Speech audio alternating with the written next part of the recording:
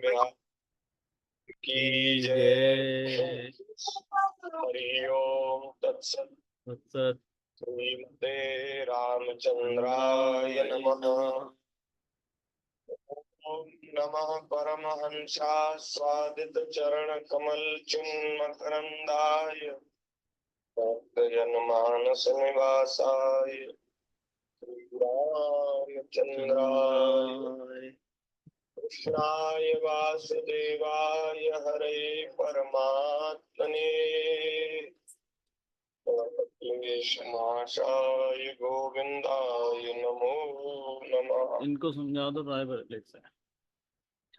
सीतानाथ समारंभां श्रीरामानंदारिमध्यमाम् अस्मदाचार्यपर्यन्तां वन्दे गुरुपरम्पराम्।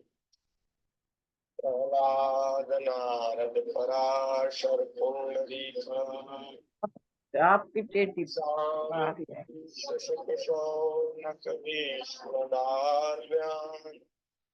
रुक्मांगदार्जुन वशिष्ठ विभीषणादीन्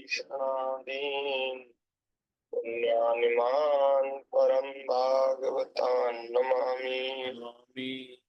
चार जुगन में भक्त जे इनके पद की दूरी सर्वस्व सिर धरि राखियो मेरी जीवन मूरी।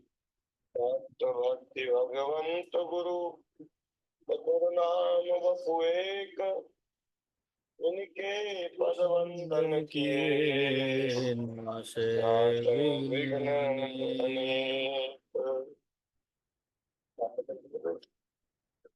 श्री राम जय जय राम। श्री राम जय जय राम। श्री राम जय जय राम। श्री राम जय जय राम। श्री राम जय जय राम। श्री राम जय जय राम। श्री राम जय जय राम। श्री राम जय जय राम। ओम जय जय श्यामा जय श्याम। जय जय श्री वृंदावन धाम। जय जय श्यामा जय श्याम। जय जय श्री वृंदावन। ओम जय जय श्यामा जय श्याम। जय जय श्री वृंदावन धाम। जय जय श्यामा जय श्याम। जय जय श्री वृंदावन धाम। जय गौ माता जय गोपाल भक्त वत्सल प्रभु दीन दयाल। जय गो माता जय गोपाल। जय जय भक्त वसल प्रभु दीन दयाल। श्री राम जय जय राम। श्री राम जय जय राम। श्री राम जय जय राम। श्री राम जय जय राम। बोलिए श्री सीतारामचंद्र भगवान की जय। श्री वृंदावन बिहारी लाल की जय।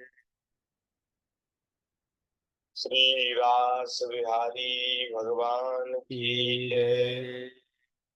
श्री वृंदावन धाम की जय। श्री अन्ना महारानी की जय। श्री 84 कोष ब्रजमंडल धाम की जय। श्रीमद्भागवत महापुराण की जय। श्री व्यास भगवान की जय। श्री परीक्षित जी महाराज की जय। श्री सुखदेव जी महाराज की जय। श्री सद्गुरुदेव भगवान की जय। सब संतन की जय। सब हरिभक्तन की जय। जय जय श्री राधे श्याम। जय श्री सीताराम। हर हर महादेव। नारायण नारायण नारायण। हरि शरणम। भक्त वांछा कल्पतरु भक्तवत्सल शरणागत वत्सल दीनबंधु दया सिंधु असंख्य कल्याण गुणगण निलय अकारण करुणा वरुणालय सच्चिदानंद घन मूर्ति आनंद कंद भगवान श्री राधा श्याम सुंदर प्रभु की श्री वृंदावन बिहारिणी बिहारी जो की महती कृपा करुणा से हम सभी को मानव जीवन का सर्वोत्कृष्ट लाभ सत्संग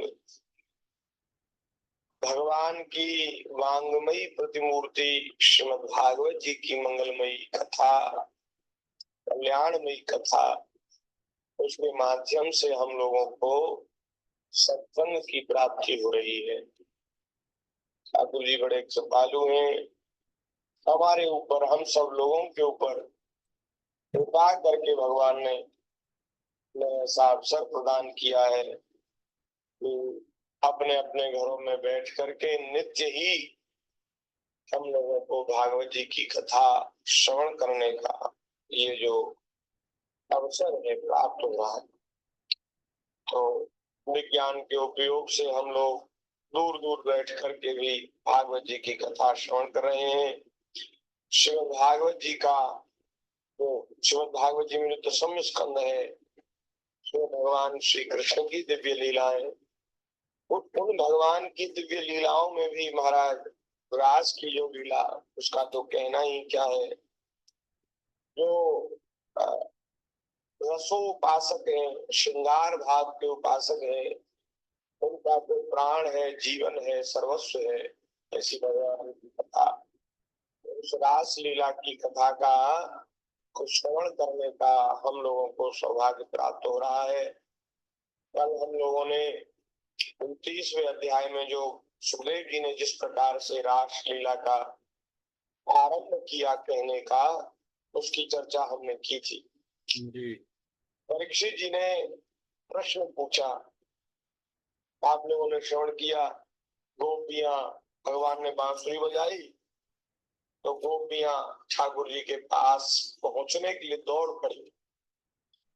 अभी पहुंची नहीं है दौड़ी है और कुछ गोपियों को उनके घर के लोगों ने बंद कर दिया कैद कर दिया। अब जब उनके पास कोई मार्ग न रहा भगवान श्री कृष्ण के पास पहुंचने का तो महाराज उन्होंने व्याकुल होकर भगवान का स्मरण किया ध्यान किया और ध्यानानंद में इतनी तल्लीन हो गई इतनी आनंदित हो गई कि महाराज वो उनके प्राण पखेरु शरीर से तो ना जा सकी लेकिन वो प्राणों से भगवान के पास पहुंच गई। शरीर का त्याग कर दिया पहुंच गए। तो यहाँ परीक्षित जी प्रश्न कर रहे हैं तो भगवान गोपियां भगवान को प्रियतम मानकर उनसे प्रेम करती थी। भगवान में ब्रह्म भाव उनका नहीं था परमात्मा नहीं मानती थी। ऐसी स्थिति में संसार की निवृत्ति उनके लिए कैसे संभव हुई। श्री सुखदेव जी महाराज ने समाधान किया हम निवेदन करें, ये जो प्रश्न है ना परीक्षित जी का, जी ये परीक्षित जी हम लोगों की ओर से प्रश्न पूछ रहे हैं। बिल्कुल सही। परीक्षित जी तो संशय रहित, संदेह रहित है, उनको कोई संदेह नहीं, लेकिन हम लोग ठीक से समझ नहीं पाएंगे और उसका ठीक हम अर्थ नहीं मालूम कर पाएंगे। तो जी इसलिए हम लोगों की ओर से, हम लोगों के प्रतिनिधि के रूप में श्री परीक्षित जी महाराज ने पहले ही समाधान करा लिया। नहीं तो महाराज सुखदेव जी समाधान न करते तो हम लोगों के मन में संदेह ही रह जाता। तो बड़ी कृपा करी परीक्षित जी ने।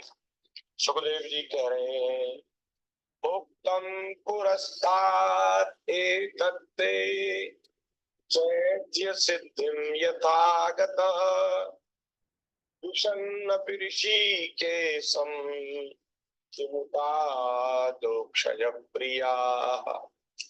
श्री सुखदेव जी महाराज कह रहे हैं, परीक्षित मैंने तुम्हें बताया कि शिशुपाल भगवान के प्रति द्वेष भाव रखता था, लेकिन भगवान के प्रति द्वेष भाव रखने पर भी उसको महाराज उसका प्राकृत शरीर जब छूटा, जब उसकी मृत्यु हुई, तो उसने अप्राकृत अलौकिक शरीर प्राप्त करके भगवान का पार्षद हो गया।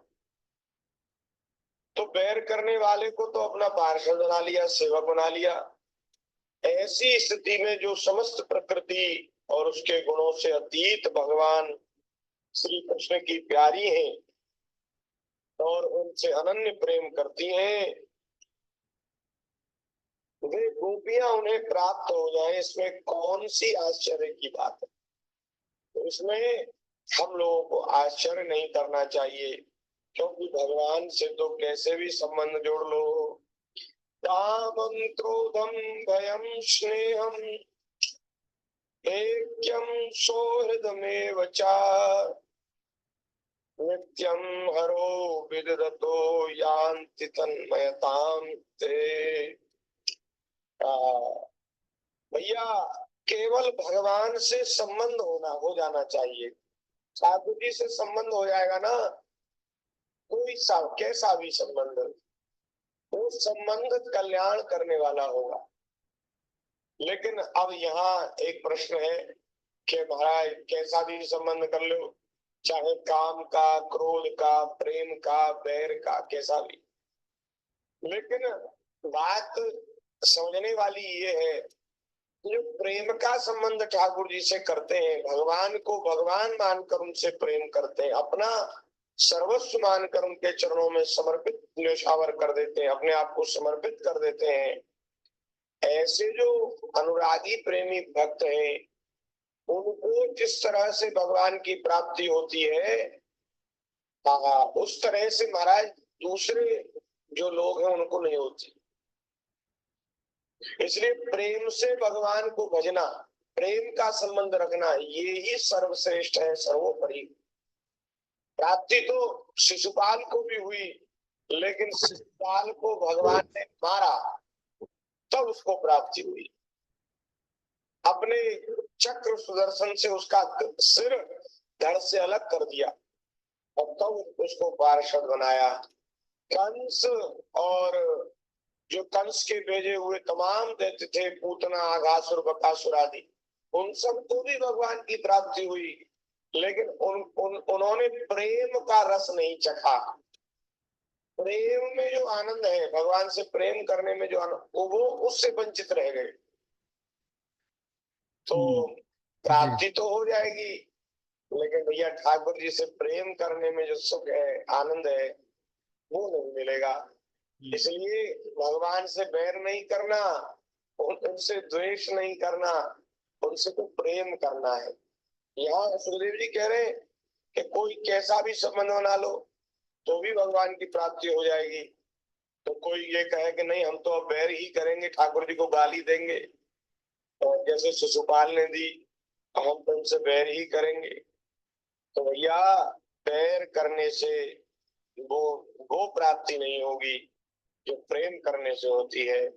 इसलिए प्रेम करना चाहिए। चाहे सुखदेव जी कह रहे हैं भगवान से संबंध हो जाना चाहिए, चाहे जिस भाव से भगवान में नित्य निरंतर अपनी वृत्तियां जोड़ दी जाएं, वे भगवान से ही जुड़ती हैं, इसलिए वृत्तियां भगवान में हो जाती हैं और उस जीव को भगवान की प्राप्ति हो जाती है। हे परीक्षित, तुम्हारे जैसे परम भागवत भगवान का रहस्य जानने वाले भक्त को श्री कृष्ण के संबंध में ऐसा संदेह नहीं करना चाहिए। योगेश्वरों के भी ईश्वर अजन्मा भगवान के लिए यह कोई आश्चर्य की बात नहीं है। अरे उनके संकल्प मात्र से मोह के इशारे से सारे जगत का परम कल्याण हो सकता है। संबंध भी न जोड़े ना कोई, तो भी भगवान जिसके कल्याण का संकल्प मात्र कर ले, केवल संकल्प करने, तो भी उनके मोह के इशारे से नाराज तो जीव का कल्याण हो जाए, सारे जगत का कल्याण हो जाए। तो इसलिए इसमें हम लोगों को संदेह नहीं करना चाहिए। गोपियां बड़े प्रेम से भगवान को अपना प्रियतम मानकर उनको बसती थी, इसलिए उनको भगवान की प्राप्ति हो गई।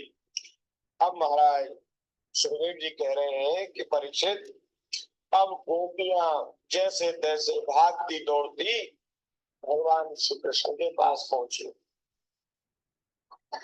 जब भगवान श्री कृष्ण ने देखा कि ब्रज की अनुपम विभूतियां गोपियां मेरे बिल्कुल पास आ गई हैं, तब उन्होंने अपनी विनोद भरी वाक चातुरी से उन्हें मोहित करते हुए कहा। ठाकुर जी बोले, जब भगवान बोलते हैं तो अद्भुत बोलते हैं।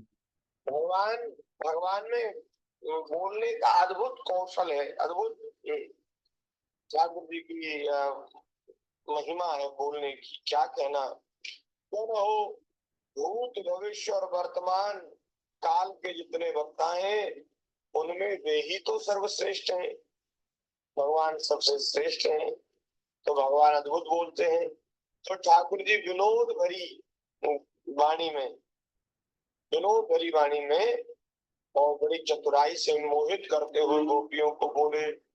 श्री भगवान वाच स्वागतम वो महाभागा प्रियं किं करवाणि वा नामयं कच्चित् भूतागमन कारणम्। भगवान बोले कि हे गोपियों, तुम्हारा स्वागत है, स्वागतम वो महाभागा, आप बड़ी भाग्यशालिनी है, बहुत भाग्यशाली है।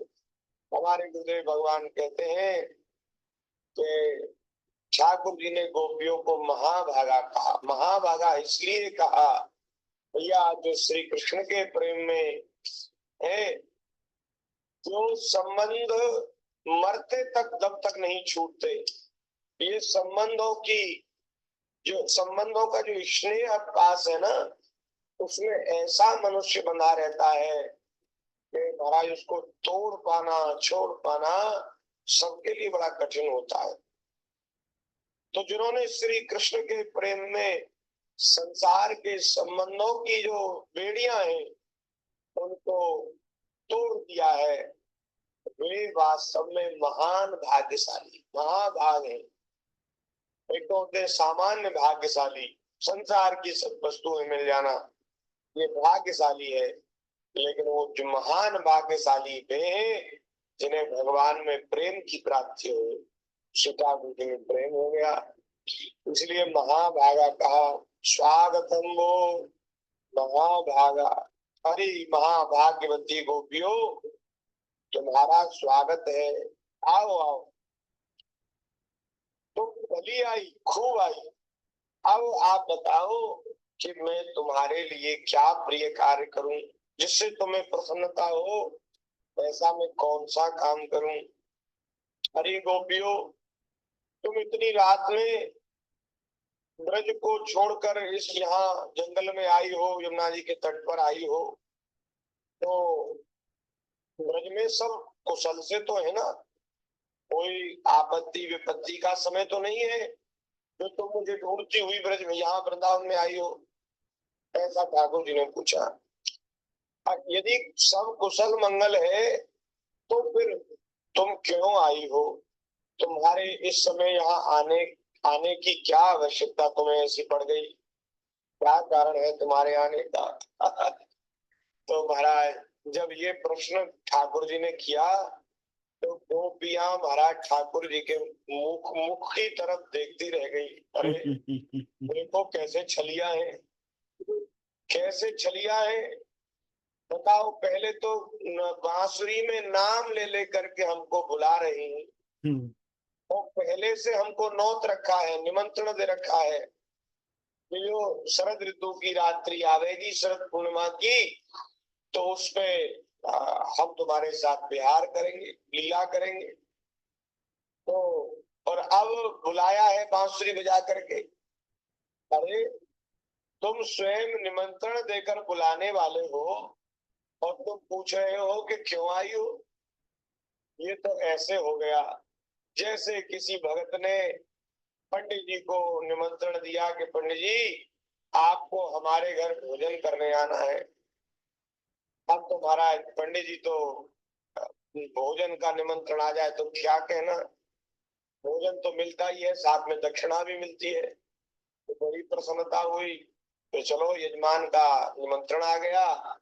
और जिस दिन निमंत्रण था उस दिन पंडित जी खूब सवेरे ही महाराज तैयार हो गए, बाल भोग भी नहीं किया, क्योंकि बाल भोग करने से फिर वहां भोजन कम पाया जाएगा, प्रसाद कम पाया जाएगा। तो इसलिए बाल भोग भी नहीं कि नाश्ता, बाल भोग कहते नाश्ता को जी। और महाराज वो प्रतीक्षा कर रहे थे। और जो समय आया, जिस समय बुलाया गया था लगभग 11 बजे 12 बजे, तो पंडित जी महाराज पहुंचे यजमान के यहाँ, भगत के यहाँ, और दरवाजे पर जाकर के पुकार लगाई, सीताराम राधे श्याम। उस भगत ने आकर दरवाजा खोला और महाराज उस भगत ने क्या पूछा, पंडित जी क्यों आए हो? अब महाराज ये तो हद हो गई। अरे भाई तुमने निमंत्रण दिया था इसलिए आए, अब बताओ क्या बतावे? ये भी कोई पूछने की बात है क्यों आए हो? अरे भाई स्वागत करो, सत्कार करो, तो सेवा करो, जल पिलाओ, फिर भोजन कराओ, दक्षिणा दो, इसलिए आए, क्यों आए हो? लो ये भी कोई बात है? तो ऐसे ही गोपियां देखती रह गई, ये कैसे छलिया है। हाँ, अब महाराज गोपियां कुछ बोल नहीं रही, उनके नेत्रों से आंसू बहने लगे। अरे इनका तो कोई भरोसा नहीं, ये तो महाराज आदमी को भरोसे में लेकर के उसको एकदम अधर में ही लटका दे, अधर में ही छोड़ दे, ऐसे है। अब हम सर्वस्व का त्याग करके यहाँ आई हैं और इनके तो महाराज इनके तो मन में न जाने क्या चल रहा है, इनका मन की बात हमें समझ नहीं आती। अब गोपियां तो चुप हैं। ठाकुर जी फिर बोले, भगवान बोले कि अरे गोपियों, रात का समय है, देखो रात्रि है, घोर रात्रि है, और ये जो समय है बड़ा भयंकर होता है। इसमें बड़े बड़े भयानक जीव, जंगली जीव जंतु इधर उधर घूमते रहते हैं। जंगल में तुम आई हो, इसलिए तुम्हें यहाँ ज्यादा देर नहीं रुकना चाहिए, तुम ब्रज में लौट जाओ, चली जाओ। रात के समय घोर जंगल में स्त्रियों को नहीं रुकना चाहिए। जैसे ही कहा कि लौट जाओ, चली जाओ, तो गोपियों की जो आशा अभिलाषा की जो बेल थी ना, जिस बेल को पुष्पित पल्लवित फलित होना चाहिए था, वो महाराज मुरझा कर टूट कर गिर गई, आशा अभिलाषा टूट गई। अरे भैया ये तो महाराज बड़े धोखेबाज हैं गोपियां। अब गोपियां क्या कहें, पहले तो बुलाया, निमंत्रण दिया, बुलाया, और अब कह रहे हो कि चले जाओ, अब कैसे जाएं? माता पिता भाई बंधु उन सबका त्याग करके आई हैं, कैसे जाएं? इधर ठाकुर जी अभी चुप नहीं हुए।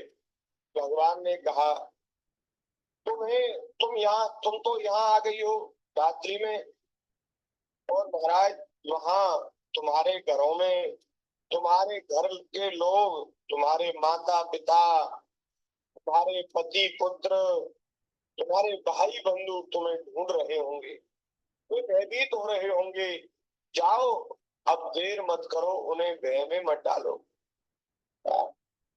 देखो, अगर तुम वृंदावन की शोभा देखने के लिए आई हो तो वृंदावन की शोभा देख लो, कैसा सुंदर सज रहा है वृंदावन।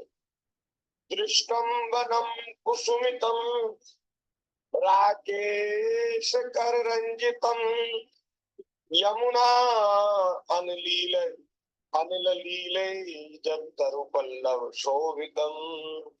चंद्रमा को देखो, शरद पूर्णिमा का चंद्र कैसा चमक रहा है। अपनी कोमल रश्मियों से इसने सारे वृंदावन को उज्जवल प्रकाशित कर रखा है। फिर इन वृंदावन के वृक्षों को देखो, कैसे सुंदर मंद मंद गति से हिल रहे हैं। इन वृक्षों के पत्ते कितने कोमल हैं और कितने सुंदर सुहावने लग रहे हैं, वन की शोभा को बढ़ा रहे हैं। और फिर यमुना जी का भी दर्शन कर लो। यमुना जी का जल जो है ऐसा लगता है, आहा क्या कहना, अमृत बह रहा हो। और जब जब क्रांति होती है ना, तो नदी के बहने का जो एक बहने की जो ध्वनि है वो भी आती है, लहरों की जो ध्वनि है। तो लहरों की ध्वनि को सुनो, कितना कर्ण प्रिय संगीत है, कितना सुंदर है। और जो हवा चल रही है ना, उससे उस हवा से यमुना जी का जल हिल रहा है, हिलोरे ले रहा है। तो उसका तुम दर्शन कर लो, और इस सब को दर्शन करके शीघ्र ब्रज में लौट जाओ।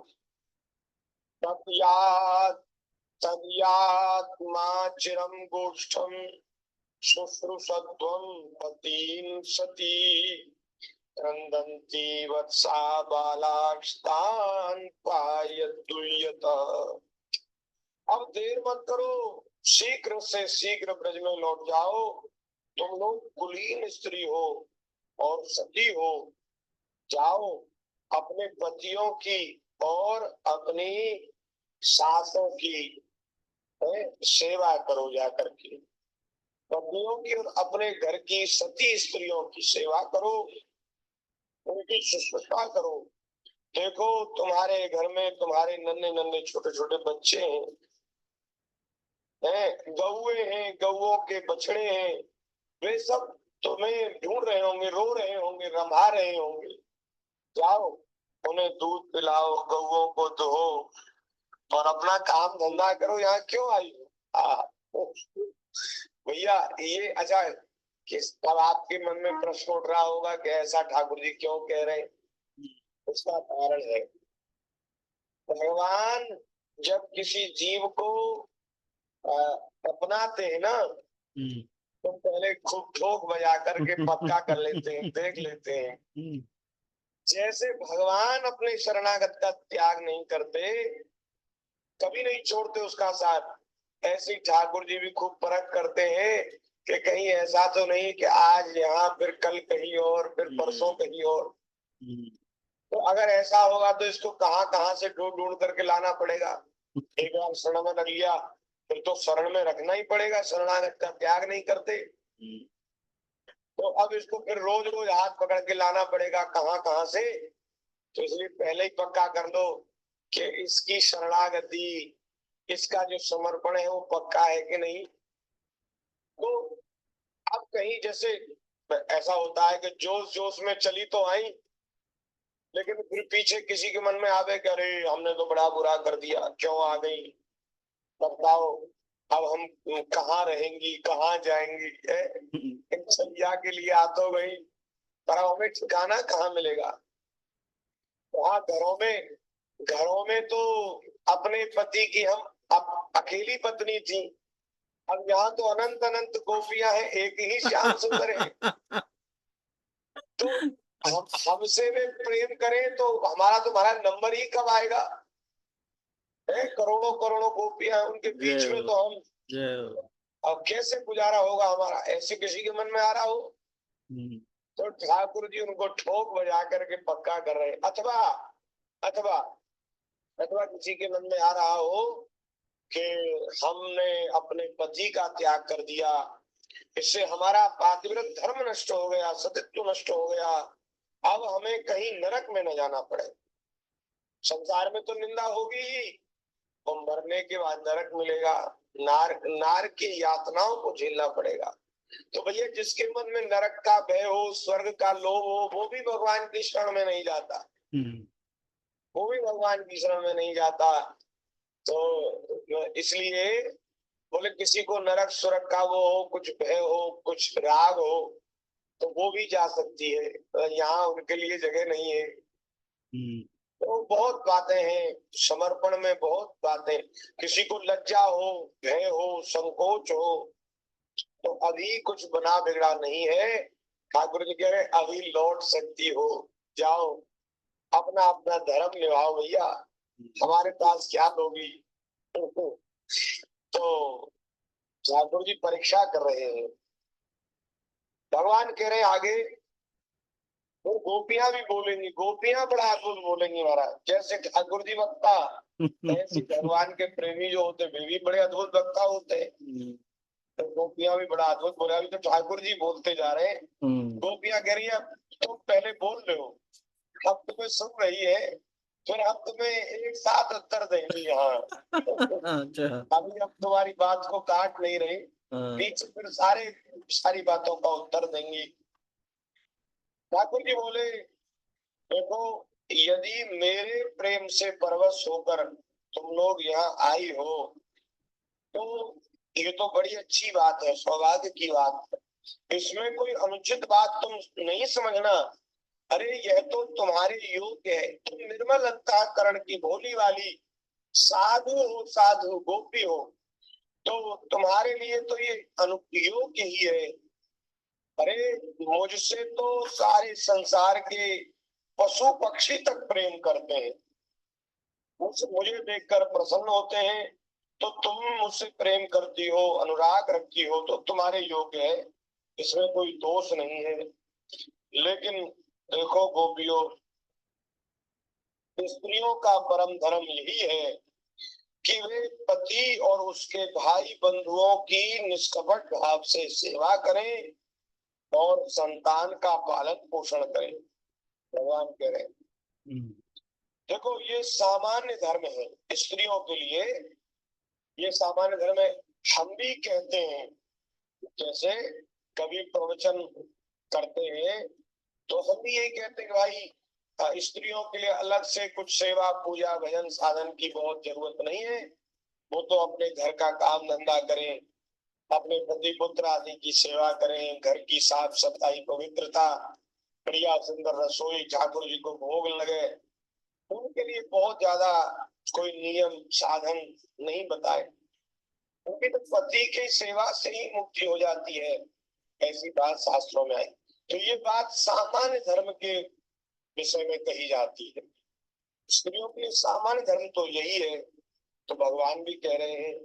लेकिन एक होता है परम धर्म, तो ये सामान्य धर्म है, और एक होता है परम धर्म। परम धर्म सामान्य धर्म से श्रेष्ठ होता है, उससे भी ऊपर होता है। तो कोई यदि ये चाहे कि भैया हम तो अपना सर्वस्व अर्पित करके ठाकुर जी से प्रेम करेंगी, हमसे नहीं होता है संसार का व्यवहार, हमसे नहीं होता है संसार का प्रपंच, हम तो भगवान से ही प्रेम करेंगी, उन्हीं की सेवा करेंगी, उन्हीं की भक्ति करेंगे, उनकी कथा सुनेंगी, उनका नाम लेंगी। अब संसार के पति पुत्र की सेवा हमसे नहीं होती। तो यदि कोई भगवान में आसक्त होकर भगवान में प्रेम करके संसार के इन व्यवहारों का त्याग भी कर देना,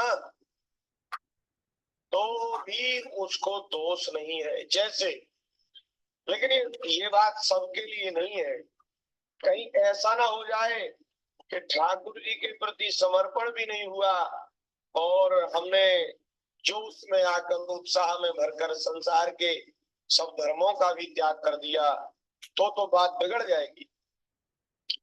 जैसे मीरा जी ने संसार के सब बंधनों का, सब संबंधों का, सब व्यवहारों का त्याग करके ठाकुर जी का भजन किया, तो मीरा जी को कोई दोष थोड़ी लगा। अरे महाराज, मीरा जी तो इतनी उच्च भक्त है, इतनी परम भक्त है कि उनका स्मरण करके लोग पवित्र हो जाते हैं, लोगों का कल्याण हो जाता है। इतनी ऊंची श्रेणी की भक्त है। जी। उन्होंने कहाँ कोई संबंध माना। विवाह करके आई, विवाह करके आई, अपने पति से कह दिया कि देखो भगवान, इस शरीर से आपकी सेवा नहीं हो पाएगी। ये शरीर, मन, बुद्धि, चित्त मैंने मेरे गिरधर गोपाल को समर्पित कर दिया है।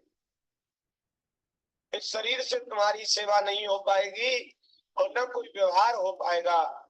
तुम्हें पत्नी चाहिए, जैसे पत्नी सेवा करती है पतियों, ऐसी पत्नी चाहिए। तो तुम दोबारा दूसरा विवाह कर लो, मुझे कोई परेशानी नहीं। मैं तो माता पिता के आग्रह के कारण मुझे विवाह करना पड़ा, नहीं तो मैं तो अपना सर्वस्व भगवान को अर्पित कर चुकी हूँ। मैंने तो गिरधर गोपाल को ही पति बना लिया है, ऐसा मीरा जी ने कहा। और उन्होंने महाराज कोई व्यवहार नहीं किया, न सास को माना, न ससुर को माना, पति से कह ही दिया। पति भी अच्छे थे महाराज, ठाकुर जी की दया से पति भी ऐसे मिले कि एक बार की बात को इन्होंने मान लिया। और उन्होंने अपने आप को बड़ा भाग्यशाली समझा कि ऐसी अनुरागिनी भक्ता मेरे घर में आई, मेरे परिवार में आई, तो बस इसके संबंध से हमारा भी कल्याण हो जाएगा। उन्होंने दूसरा विवाह भी नहीं किया। 40 मिनट हो गए, भगवान की दया से विराग की चर्चा करेंगे और अब यही चर्चा को विराम करें। तो हम कह रहे थे सामान्य धर्म से श्रेष्ठ परम धर्म होता है। परम धर्म है भगवान की भक्ति, सामान्य धर्म है संसार के सब प्रपंच। सामान्य धर्म का त्याग करके यदि परम धर्म का कोई पालन करे, ईमानदारी से पालन करे, तो वो स्वयं तो कल्याण का भागी होता ही है और अनेक जीवों का कल्याण उनके द्वारा होता है। जैसे मीरा जी ने भगवान का स्मरण किया, भजन किया, तो भगवान भी सामान्य धर्म की शिक्षा दे रहे हैं। तो लोग अपने पतियों की, अपने बालक बच्चे, सास ससुर, अपने घर के कुटुंबी, इनकी सेवा करना ही स्त्री का धर्म है। इसलिए तुम्हें अब यहाँ नहीं रुकना चाहिए, तुम्हें अपने अपने घर लौट जाना चाहिए। तो आगे की चर्चा भगवान की दया से हम कल करेंगे। गोपियों ने क्या उत्तर दिया, आज के सत्संग को यहीं विराम करते हैं। थोड़ी देर भगवान के नाम का कीर्तन कर लें। बोलिए भक्तवत्सल भगवान की जय। हरि शरणम, हरि शरणम, हरि शरणम, हरि शरणम। अपने अपने माइक खोल लें। हरि शरणम, हरि शरणम, हरि शरणम, हरि शरणम, हरि शरणम, हरि हरि शरणम, हरि शरणम, हरि हरि शरण, हरि